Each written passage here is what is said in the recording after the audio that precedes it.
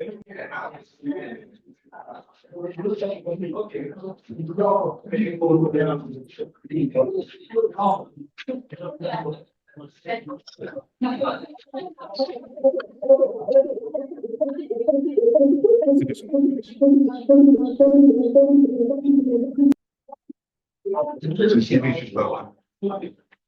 set it to your information.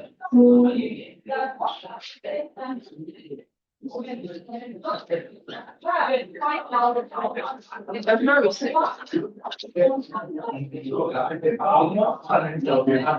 Did you get it? Lagos Studies Association level agreement. But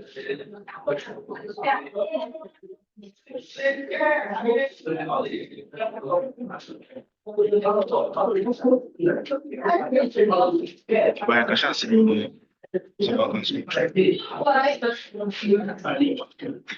I'm going to be saying next. Maybe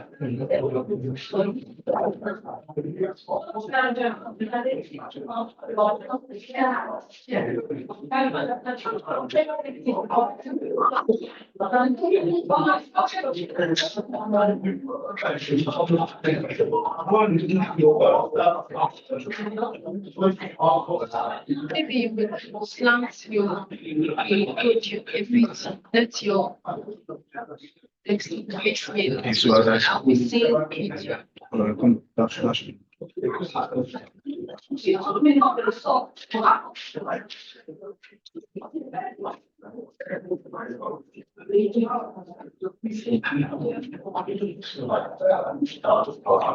it's not giving feedback.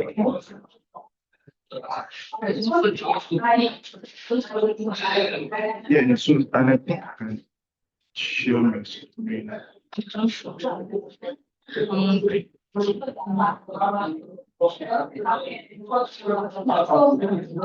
to request you click that. They don't have. Are you connected on your phone? Yeah, I'm connected on your phone. And on your system? I want to see if I can share my screen. Good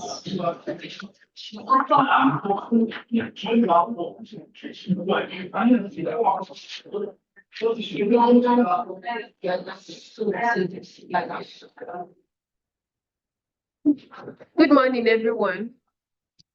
So in the absence of the panel chair, we're just going to forge ahead, and I will call on the first presenter now to take the stage. You can start. Thank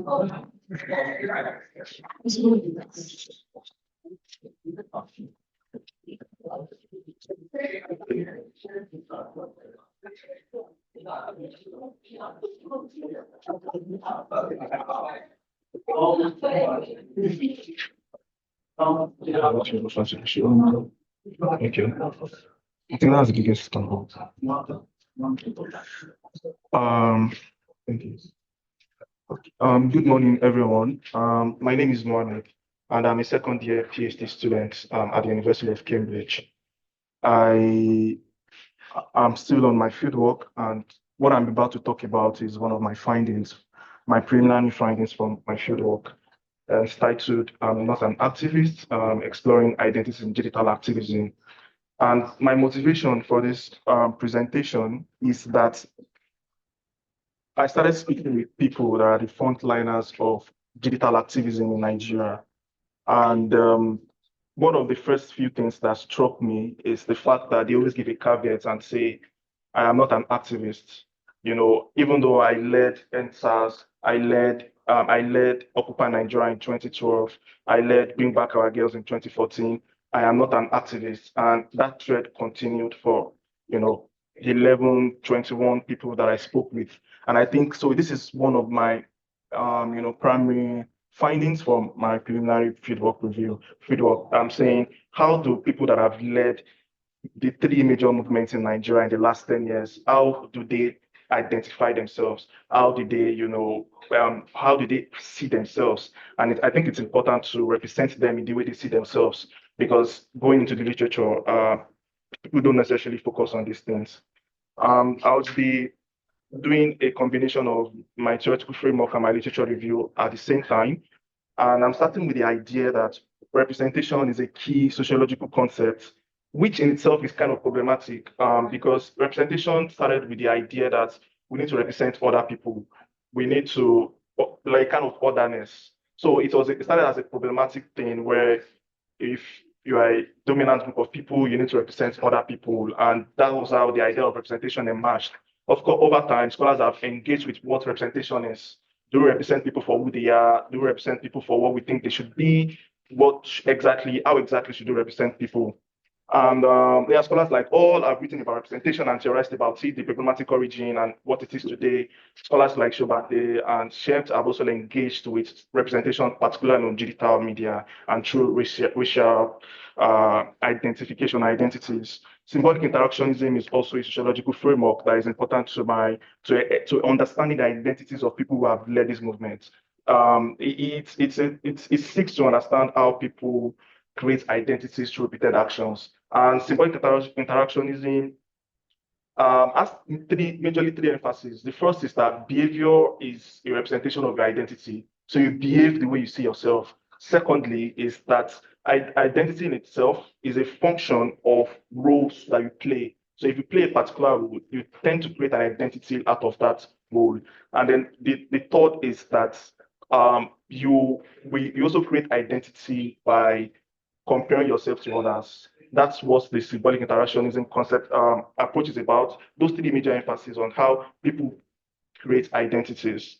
So in this line, I am using symbolic interactionism, as a framework to understand how individuals who have led three of the major social media movements in Nigeria in the last 10 years, how they've identified themselves, how they've been able to tell their identity.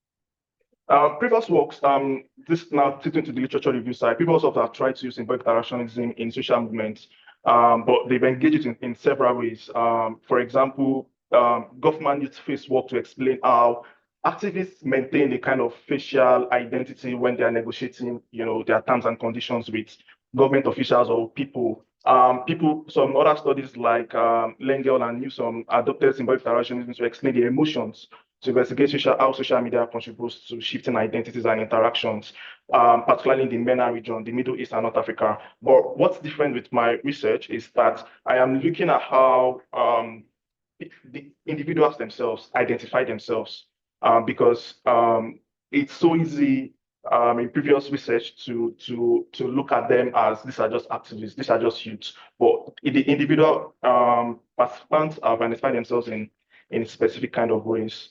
I'm closely affiliated with identities. I'm also interested in the concept of online influence. And two concepts are relevant to explaining what I mean by online influence. First is the visibility, which can be mapped by metrics. Those are like metrics that sourced online from one of the participants that I've been speaking with. And you will notice a trend. I can pull up 15, 30 of these kind of trends where there's a spike in October 2020, there's a spike in April 2014, there is a spike in January 2012. And those were the moments where these social media hashtags were really trending. And then, so there's always a hyper visibility during this time, which is always a start to, the kind of influence that anybody would want to build from digital activism. Now, the second concept is symbolic capital, where what did they do with this visibility?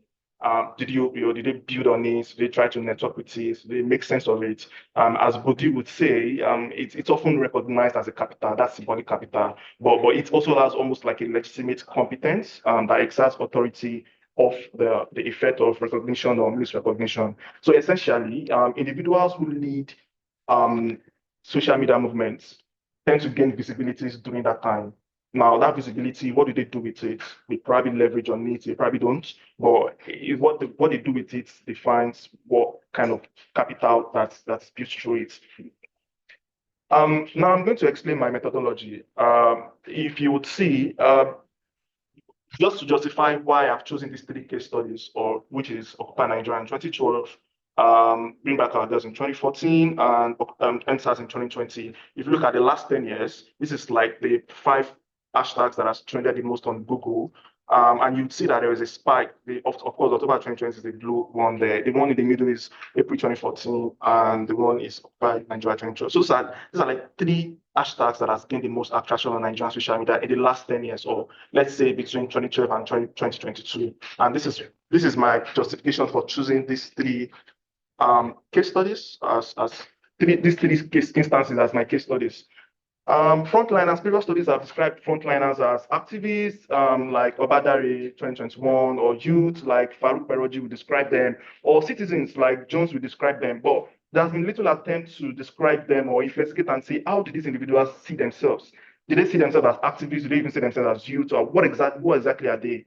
And as Ignacio and Clem would say, if truly we care about objectivity in our work, we must pay close attention to the perspective that is assumed to be default. I'm using ethnographic studies, of course, case studies, and labeling my participants. You'll see what exactly I mean by that. So one thing, that strikes me is, despite the efforts that they do, they still don't see themselves as activists. I spoke with someone who led the Occupy Nigeria in 2012. His email that he sent to a lot of people, specific kind of people, was a watershed moment in creating Occupy Nigeria protest in Lagos. And yet, despite saying all of that, he still says, I still don't see myself as an activist. But the question is why. Now, one of the reasons is something called the visibility backlash. Visibility backlash is just an academic name for dragging. Mark Passing described visibility backlash as, people with hyper visibility tend to get targeted to be discredited, or to make them invisible, more or less to be dragged. They can easily be dragged, or they can easily be criticized. And because of this, people like the person I spoke with do not like to see himself as an activist.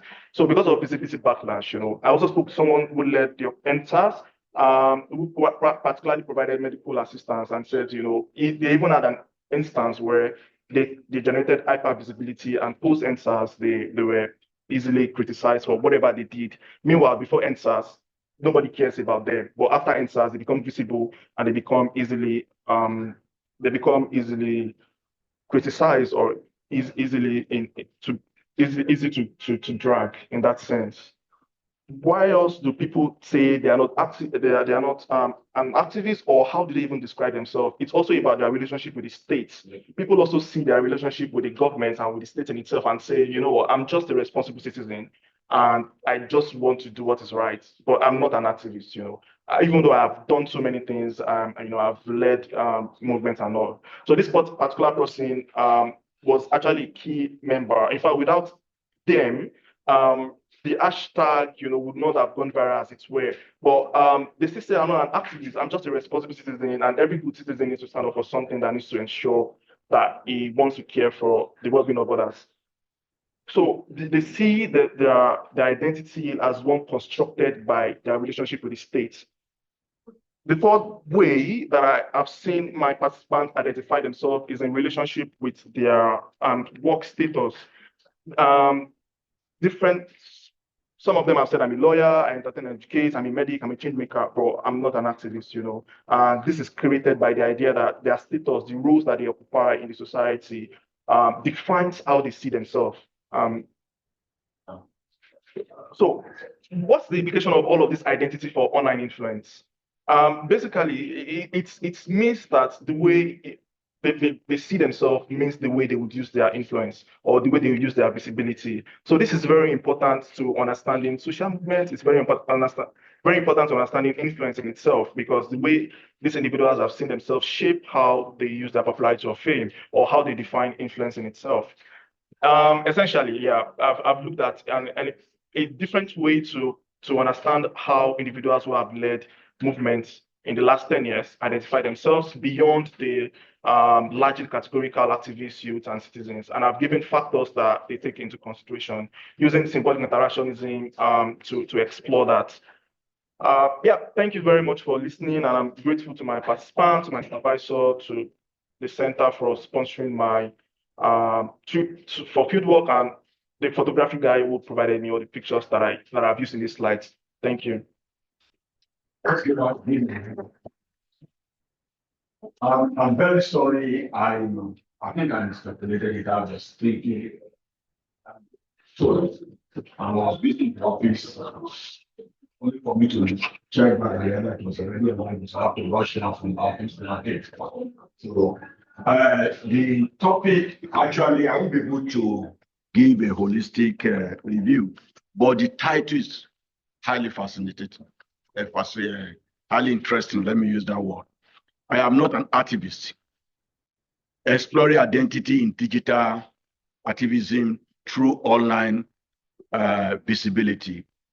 When someone says I'm not an activist, who's an activist? And I believe the presenter would have actually give a conceptual definition of who an activist is all about. I think, because I don't have the paper, but I want us to engage because I believe it's an ongoing research. It's part of your thesis. So, and what we are here to do is to make a useful contribution towards the thesis, so that whatever we get here, it can also improve the. But the question that actually bothered my heart when I saw the title, when I glanced through the title, I'm not an activist. Who's an activist? What are the role of activists? What are the role of activists? What actually characterizes activism? These are the issues.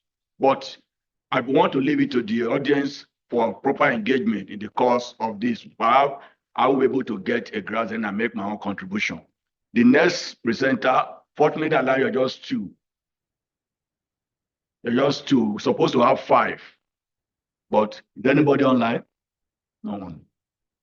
So what's the next person? What's the name? What's the name? Okay, please. I don't have your profile, but come up here. The presenter is Dr. Is it Doctor?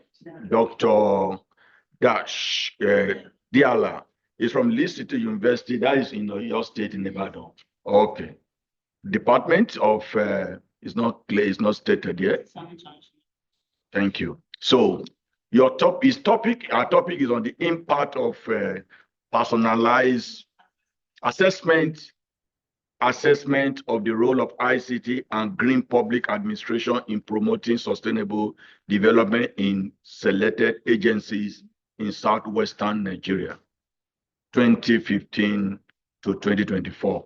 You have 15 minutes. I want us to really, after your talk, I want us to engage the two of you properly. Morning, audience, good morning, staff. I think the topic, as I've said, is assessment of the ICT and green public administration promoting sustainable United Agents Southwest Nigeria 2015. You know, look globally when you look around now and recently, you notice that a lot of environmental challenges, problems like climate change, greenhouse gas emission, and global warming. And again, you have the effect of globalization, especially the digital transformation going around at this internet age.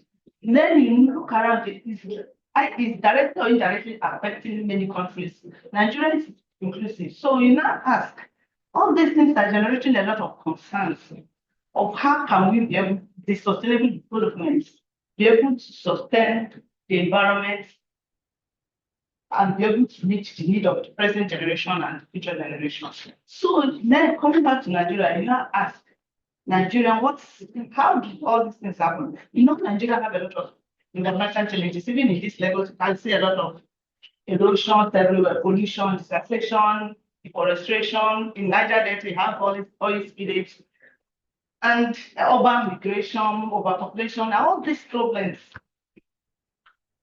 as a result of human activities in the quest of trying to get a good, higher quality of development. And all these things are not balancing it, however, affecting the quality of environment. And then the question and objective of this, then you now add the implication of all these things is that sufficient precautions have not been taken to balance the developmental objective by the need to maintain the desirable environmental quality for sustainable development by queuing into equality, by queuing into the idea of responsive, smart, and transparent simplify bureaucratic processes in dealing with citizens and businesses. Then the study wants to assess the role ICT plays and the role ICT and public management play in promoting sustainable development and making use of core agencies, NIDA, NIPOS, NCC, National Communication Commission, and NIM, National Identity Management to ascertain the challenges of implementing these ICT programs and doing public management policies. Then going further, I would like to say the methodology before I now. The methodology that was used is mixed. I use qualitative and quantitative method in arriving to drive my data using secondary and primary data to elicit information from my respondents and to analyze using SSD package in analyzing the ICT and public administration.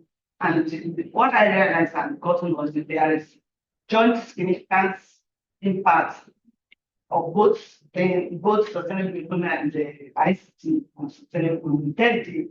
Then I noticed that there is slow and inconsistent usage implementation by the government and people in the implementation and all the policy making of public administrations. Then moving further, I will now go to conceptualize the ideas of public ICT. What is ICT? What is ICT? All those physical or software packages that are used in to access, process information, and again, talk about what is green public management. Green public management is the innovations, the ideas, the policies that are used in the administration of government administration for proper and efficient service delivery. So then looking at the methodology and how we can do, I use two theories to work on it. Technology determinism theory. What does technology determinism theory say?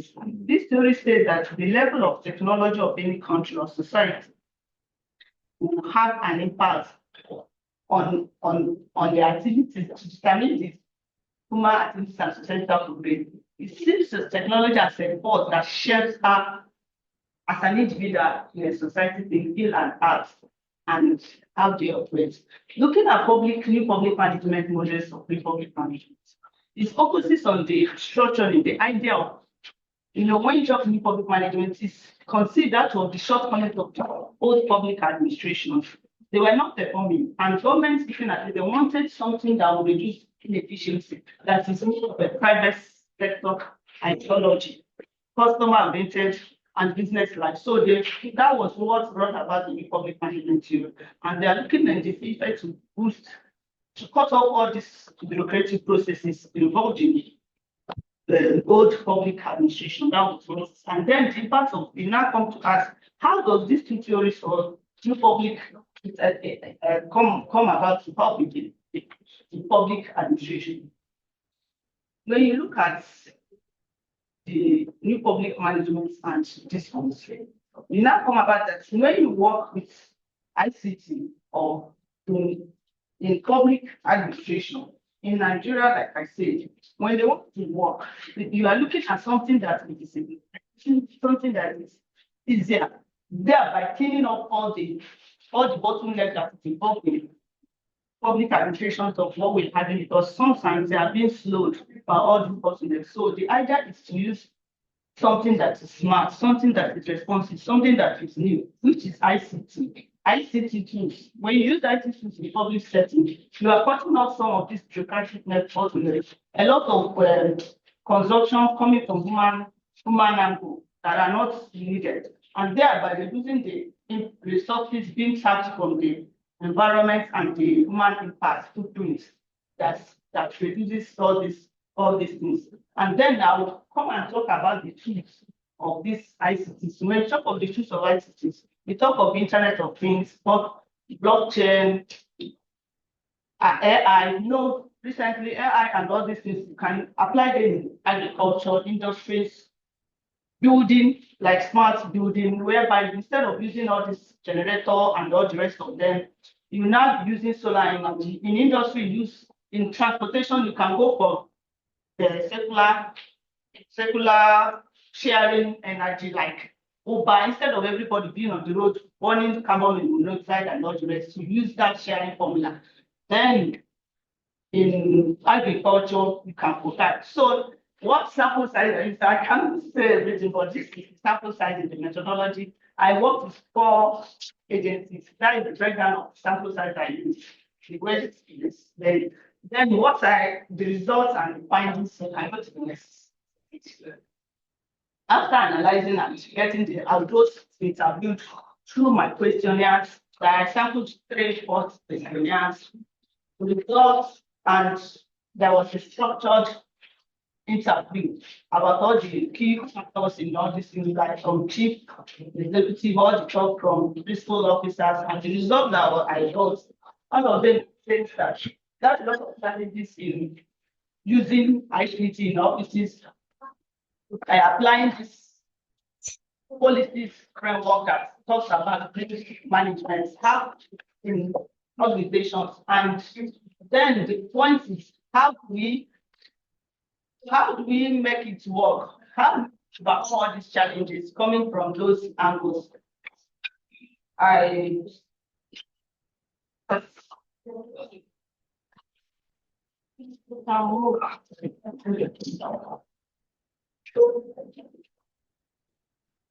this is the percentage I produce the whole finalists you can see.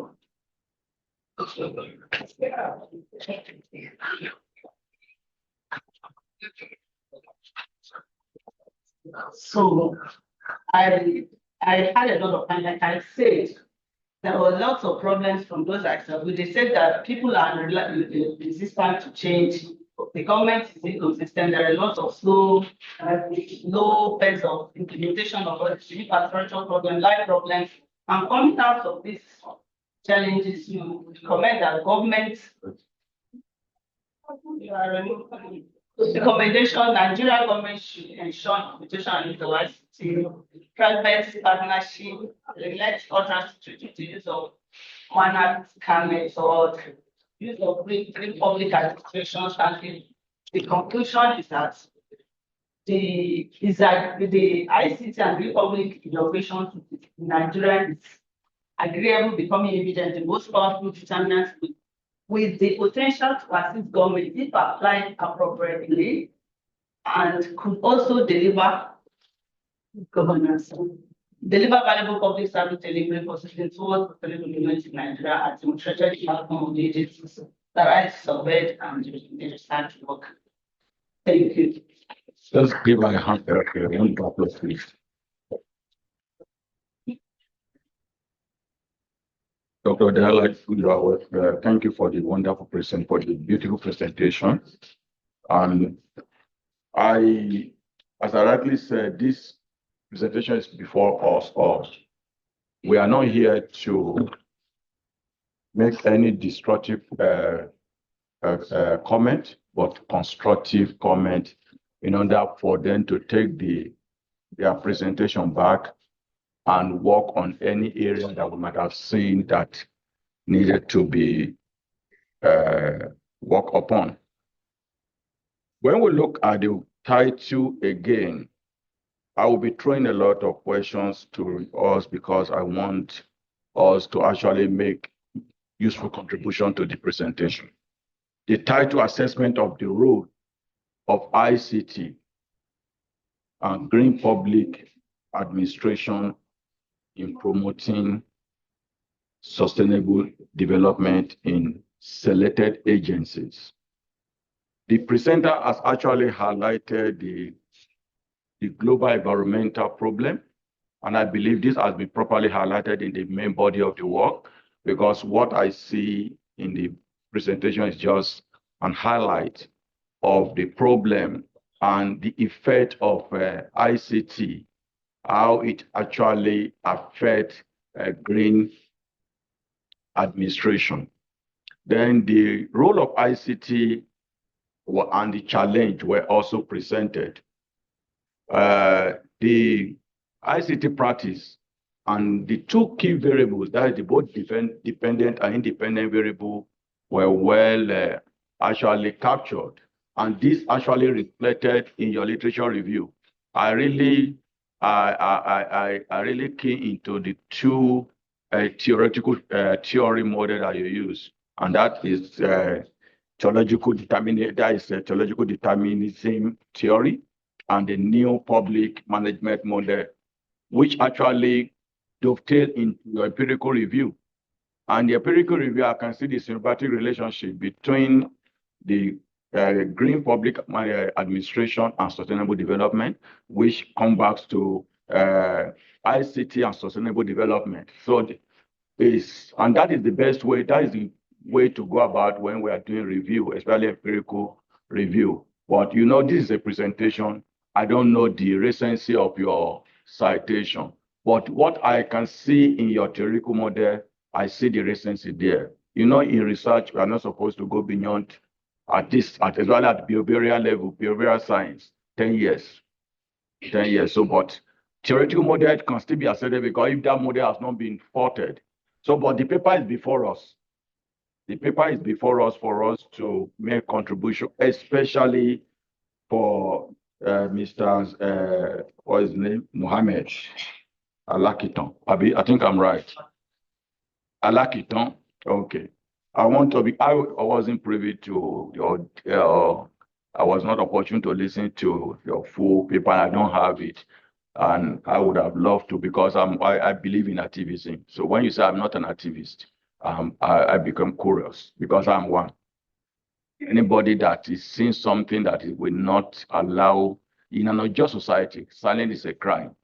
So for me to say I'm not an activist, I'm not talking about destructive activism or the merchandise activists we have in our today's public fair forum. That is not what. So let me not be the only person. I want your methodology, ma'am. I've not actually rounded up on your own. The methodology, you need to be clear about your location. No, I'm not asking you. It's part of what I want you to note down. You need to be clear. Just note it down. You need to be clear about your location.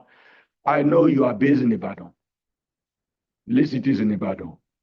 And the agency you are picked, they are nationwide agency. The mode of extracting your data is not also there. Did you use Google form or you take this traditional conventional questionnaire to these offices and they fill? So these are the things that are missing there because if you are conducting, because with this agency are agency that are nationwide. So are you saying it's only the one in Ibadan that you actually administer questionnaire to, or you go to their headquarters in Abuja or in Lagos to administer? That is not clear. And I will also want you to make clarification to that. Your findings, they are okay to me. I think it is in line that there's a lot, and your recommendation also pointing to the government that there's a lot government need to do in terms of deploying green administration. Everybody is going green now. Everybody is trying to go green. So I want to believe that by the time the paper is published, it may form a policy. So, but let me leave the floor for our amiable audience to make their useful contribution. We have two papers. Is anybody who still want to supposed to present and is here now? Somebody online? Nobody online. Okay. I have a question. You have your question. Please take your four. Let's raise our hand. One, two, three, four. Okay. Okay. Good morning, everyone. My name is Onilola, and my question is directed to Mohammed. I'm just curious to know what informed your choice of title, like I'm not an activist. Looking at the content of representation that you are actually an activist, but coming to your title, I'm not an activist. Like, is it just to catch our attention or there's more to it? That's my question. Second. Hold on. Okay, my name is Dr. Sarami from Lee City University, Ibadan. And because of the nature of the study, he said he's looking at theories and he's on looking at theories. Yeah, Mr. Bedo, what's his name? Mohammed, yeah. And he said he interviewed people. He didn't really tell us, he didn't talk much about his methodology. He didn't tell us how we come up with selecting the kind of persons he used. And also the method he used, since because his work looked like more of analyzing different theories and coming up with his own theory, right? But at the same time, you said you interviewed. So can you just tell us the method you use? Tell us more about your methodology and how you're able to select your respondents. That you just pick, okay, I'm going to pick this senior, this person's because he works as a lawyer. Or how do you come up? What are the criteria for selecting those persons?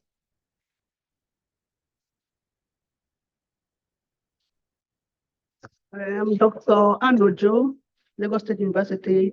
Thank you very much, Mohammed, for that wonderful presentation. I am not an activist. Yes, in the part you mentioned issue of visibility flashback. And my question is, the word I'm not an activist, is it as a result of the visibility flashback? Or is it as a result of people not knowing what they're involved in and just saw people gather, making a move without getting clearly what the contents of their move is all about? I just find myself there. I want more clarification because a lot of issues might inform somebody be somewhere without knowing why you are there. Is it what should lead to I'm not an activist? Thank you. Yeah, thank you very much. My question is directed to Mr. Mohammed, firstly. So my question is that. So my question is that I'm not an activist. So is there a connection between activists in Nigeria denying the fact that they are not an activist? Is there a connection to Nigeria's government, the way they took activism in Nigeria? For example, now the Lekki massacre. So is there a connection between, like, how do I put, like, for example, now the man Abacha killed fells Wiwa or something. So yeah, so is it that the reason why they are denying the activism was because of fear to be killed, to be imprisoned, or to be tortured? Is that the reason, or is there a connection between the reason for denying? Any question for Dr. Okay. Question for you. I'm Kehinde Bello. I will go from where you are coming from. From where? From King's University, Osun State. Yes, a lot of them really don't know. They actually put themselves in the situation of that activism through technology. Because I'm trying to say, we are having a SUG riots. Everybody just comes up. Hey, I'm doing this. We don't want this. We don't want that. We don't want. But the digital is taking you to be an activist with your body language, with your word, with your thoughts, with your actions. The technology is telling us that this is a real activist. But personally, I am not an activist. The thing just pepper me, say, water no day. I beg, we want water. The management must do something. My body language, my shouting, so that is how I am not an activist. That's why digitalization is coming into what he's saying. Thank you. Before Mohammed answer, let me also compound the problem for Mr. Mohammed, and also a little bit differ from what you said. What is an activism? Who is an activist?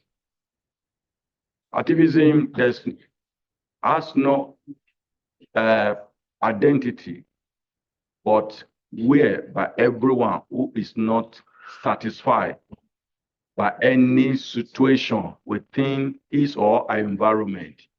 Activism is derived from the word activity. And as a human person, we are involved in activities. As long as we are involved in activity, whatever platform you use to share that thing that you think should be promoted. Today, I think where we are having this issue is that we are looking at as activism from the point of political agitation, which is totally wrong. Before I left my office, I saw some women jubilating. What were they jubilating? They were jubilating that the bill for early child has been passed. Some people actually fought for that. They are activists. That how can a lady, a girl that's supposed to be in school, be married off? And to their credit, the Senate has approved it. It has been passed. They were all jubilating. What do we call them? They're activists. So activism is not only, you are an activist, even yourself in your husband's house. When you realize that the husband is going this side, and if you don't talk, the whole family will suffer it. So you agitate. So, but let me leave the floor for Mr. Mohammed to actually tell us, because just as the first speaker rightly said, that hope is not just using the title to draw attention, because the title actually captivated me.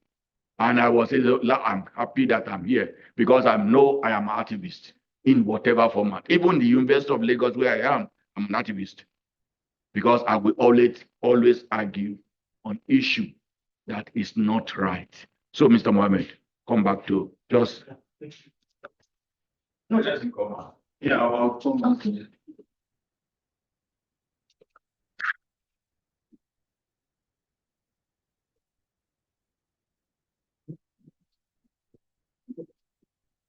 Okay. Yeah, completely.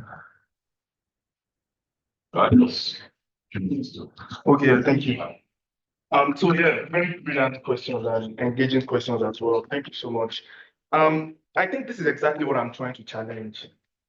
We assume that because you stand for people, because you do this and you do that, you are an activist. And I'm telling you that we need to pay attention to our participants. We need to understand and describe what exactly they've told us and what they say and describe them in their own way.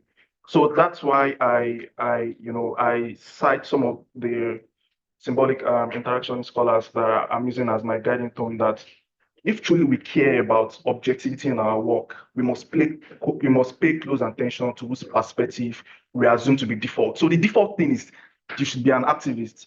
The idea is, well, you led NSAS, you led Occupy Nigeria, you led Bring Back Our Girls, you are an activist. But I'm saying no, that they are saying that I am not an activist. Why should we describe them as an activist when they are saying I am not an activist? So, for example, this particular person, my work, saying, but he led, it was his email, he showed me, but it's because he's writing his book, he didn't want to show, he didn't want to give me, but he showed me the email, which was a watershed moment because the people he sent it to and they were able to organize was a watershed moment in Occupy Nigeria. That email led to physical protests, although there were pockets of dissent online, but it led to physical protests in Lagos. But he's saying he's not an activist, so why should I call him an activist?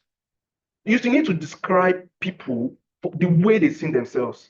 So I think that should probably answer a lot of things. That pay attention to your participants. What exactly are they telling you?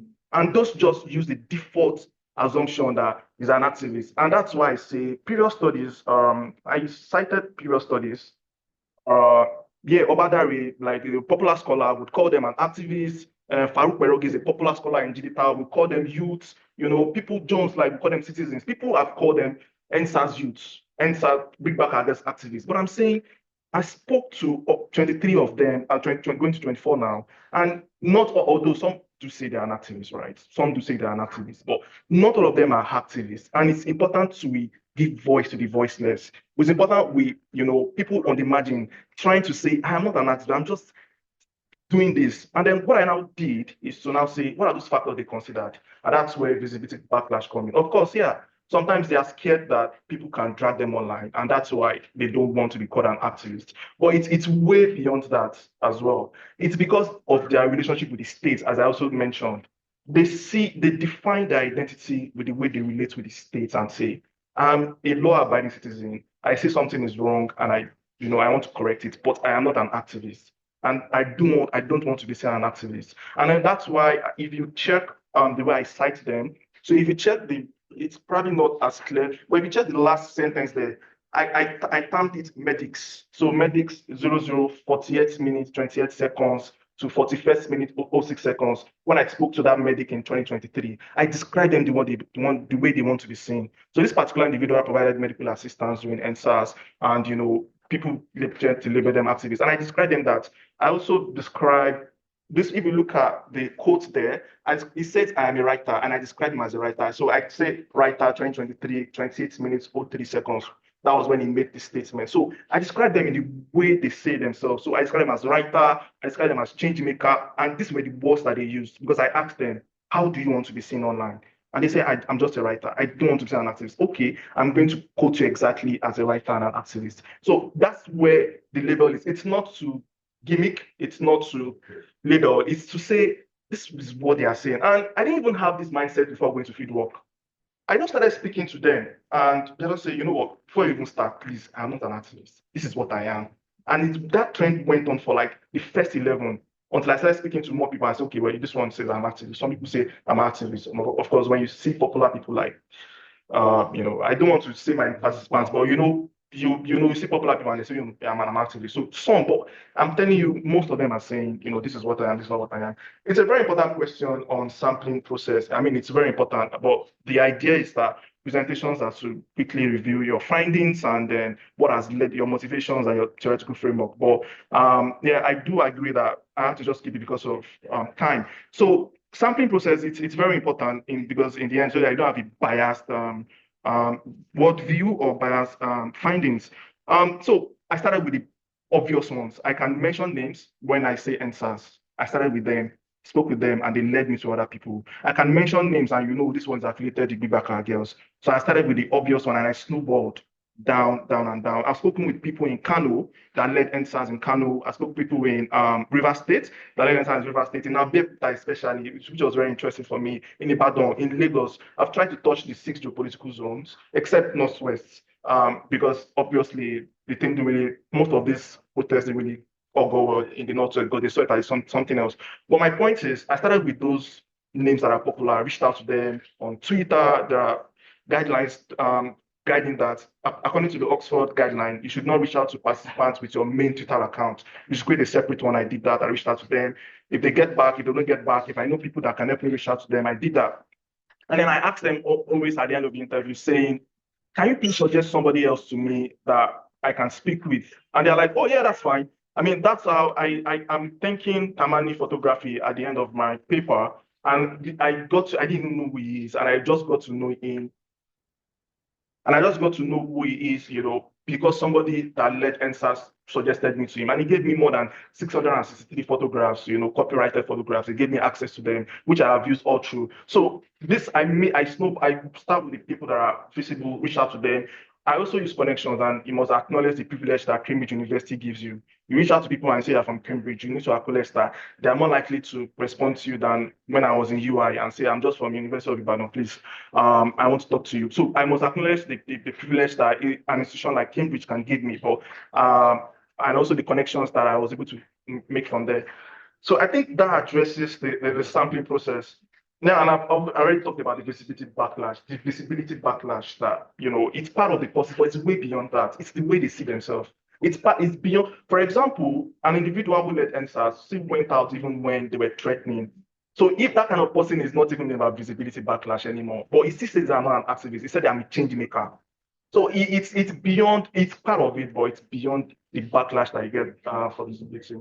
So is there a connection between the response, and I think that also addresses yours as well. Is there a connection between the Nigerian government response, to and the way they describe themselves? Maybe it's not, maybe it's subtly, it can be subtly, like I say, inclined, or it's not clear that the government response. But from what I just said about this individual, where even after the had died after October 2020 in NSAS, after the 1st of November to the 2nd of November, this person still went out and still, kept on doing things about this NSAS thing. And so you can tell that it's beyond the government response, it's beyond visibility backlash, even though those would also be considered. But it's just the way they see themselves. And I'm saying that this is one of my findings from my fieldwork, that we need to be careful in ascribing our own default explanations to things. Let them speak to us. Thank you. Okay. Let's clap for me. I think we are putting the crisis of the not parties. I think is a conceptualized idea. Is what the people want and they stick to that. That is what we want to classify. So I respect that. So who are you now? Are you an activist or you're not an activist? I'm just writing about people.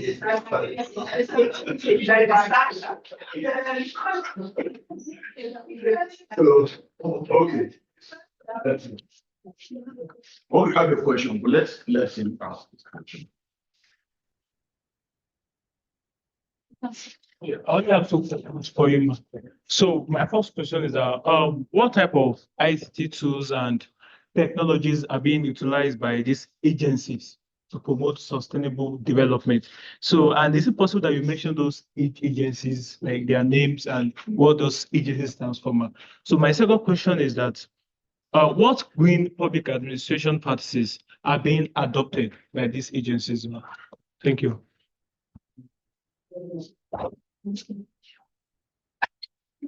Please take note of the question. Good morning. So, I wanted that.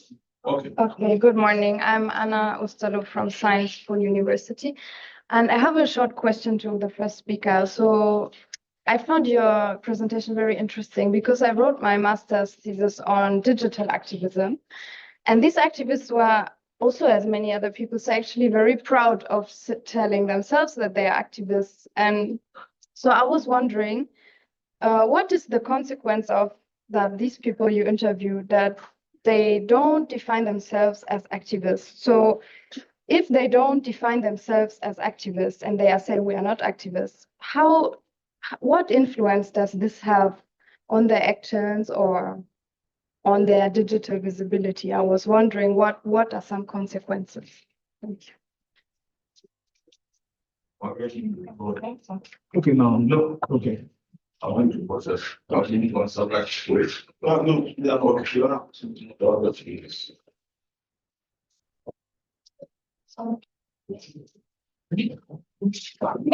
Thank you, sir. Okay.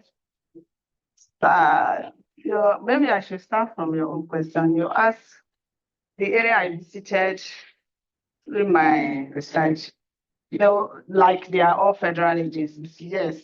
But I can say for that NIDA, you can see the only center they have is only in Ibadan and Lagos. So in the whole south, you can only get them in Ibadan. And that of the Ibadan is not well pronounced. You can get pure inside Federal Secretariat, still under information and communications technology.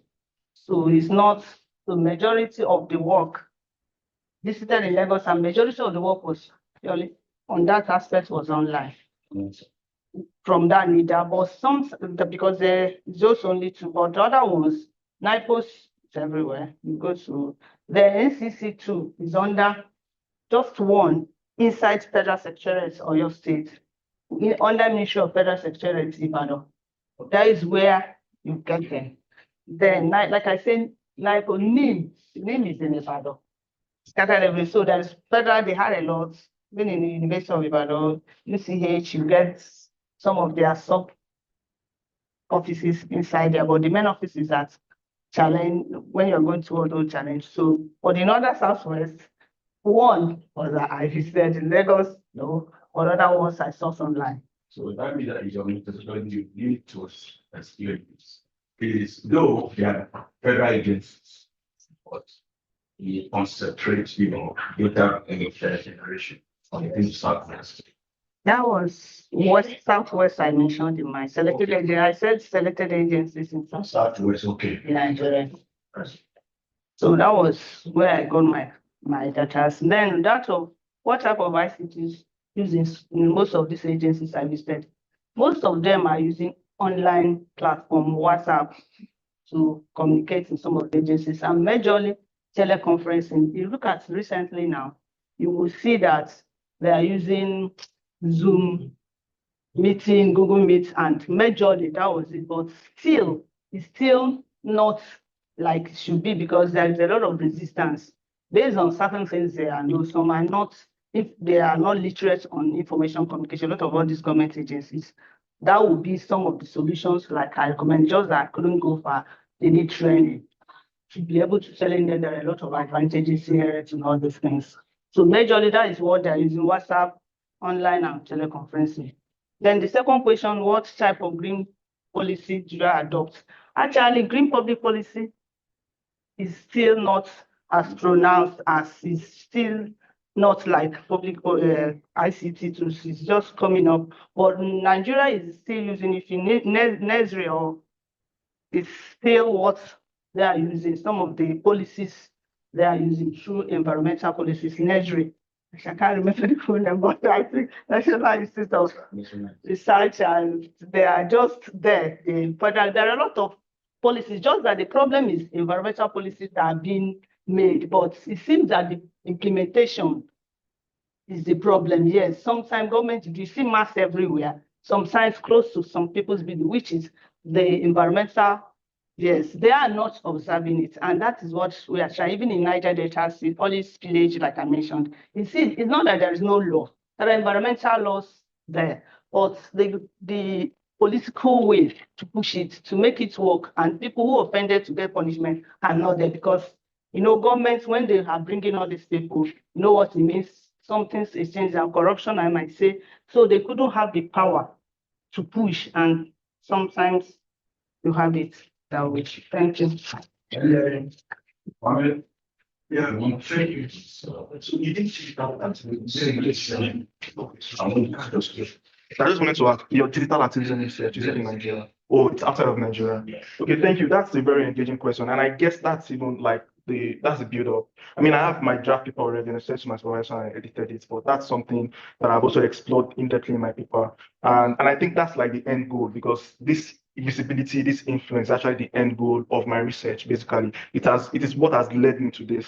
So it's very interesting. You can expect that someone who is scared of visibility backlash see some snippet of it, logs out of the social media platform that affects their visibility. Also, when that now says, okay, I'm an activist, and then they really want to build on that identity in itself, and they tend to be, get to focus on that on social media platform, they tend to be more visible. Or somebody that says, you know what, I'm just a change maker, I'm not an activist, I just want to do my thing, they tend to also not be that much visible. So essentially, all of these identities that they've created for themselves as have implications on their visibility online, and it is not the same. It's different depending on how they see themselves, depending on how they identify themselves. So there are consequences, low visibility for people, for some, high visibility for some just moderately. Okay, I mean, I showed some graphs. Yeah, you could see I looked at the timeline over 2019 to 2021, and I showed exactly how they had hyper visibility at the point and how it came down. So you could already state the implications. Sometimes they even lose followers, before and after. So I think that in itself, that those graphs explain those consequences. Thank you. Before you go, let me ask what Okay, yeah, thank you very much, sir. That's a very interesting research. So online influence, visibility, I think I've lived through. It's my lived experience. I dare say it's probably what got me through the later stage of University of Ibadan when I was completing my studies. So I can say I used to be active, or I know how it works. But I was approaching from the economic point of view. And then I did my master's in Oxford, and I wrote about Twitter influencers, and I discovered a lot of things. And it got an award. So my research got like the best dissertation, and I thought, okay, so you don't have to do cancer to get an award for your thesis or for your research. You don't have to like find solutions to what problems. You can tell people stories. You can tell people's lived experiences, and you are happy to tell those stories to the world, and happy to research those areas. So the short response is it's my lived experience. I know how it works. I've kind of been involved in it, but I've just explored it in different ways that I don't even know of before, because I've always been focused on the economic aspect. But now I'm tilting towards this political and civic discourse that is affiliated with online influence. Yes. And we have come the end of the session. I don't think there's any question. In the absence of question, I want to appreciate the two presenters. We're supposed to have 5 presenters, but only 2 appear. I think that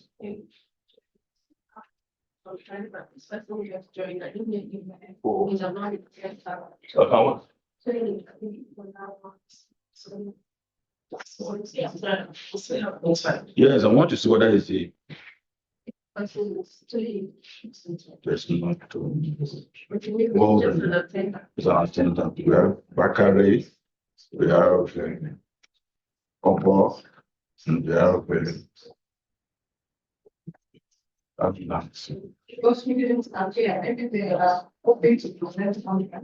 no, they are not even there. They are not online. They are not online. So I think they are not even coming as help us to digest Mohammed paper and Dr. Diala's paper. So I want to thank you all for coming, and I close this session. Let's